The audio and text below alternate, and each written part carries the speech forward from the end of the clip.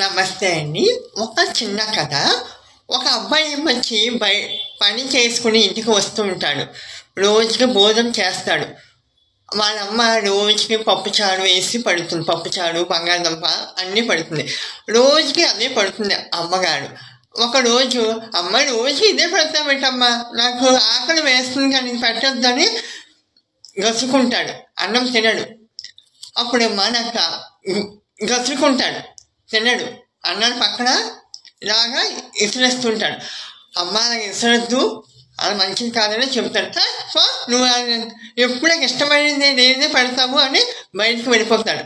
తన దగ్గర ఉండే డబ్బులు కూడా ఉంటాయి. బయటకి ఎక్కడికైనా ఫుడ్ దొరకదు, అస్సలు ఎక్కడైనా సరే దొరకదని. తర్వాత అమ్మ చాలా ఆకలిగా ఉందమ్మా, క్షమించు, నేను ఈరోజు దొరికిన అన్నాన్ని నేను విసురుకున్నాను, ఎప్పుడు ఏమి చేయను, ఉన్న దాంట్లో నేను తింటాను అంటే, అప్పుడు తర్వాత ఒక అబ్బాయి వచ్చి, రోడ్డు మీద ఒక అబ్బాయి వచ్చి నాకు అనుకోకుండా ఫుడ్ పెడతాడనమాట. అక్కడి నుంచి అన్నం పరబ్రహ్మ స్వరూపం తెలుసుకుంటాడు. అప్పుడు నుంచి దానికి ఏముంటే అది తింటాడు. అన్నాన్ని ద్వేషించడు. అన్నాన్ని ఎప్పుడు ద్వేషించకూడదు, ఉన్న దాంట్లోనే తినాలి. ఏమంటాడు, అన్నం పరబ్రహ్మ స్వరూపుని, ఏం వండితే అది తినాలి, ద్వేషించకూడదు.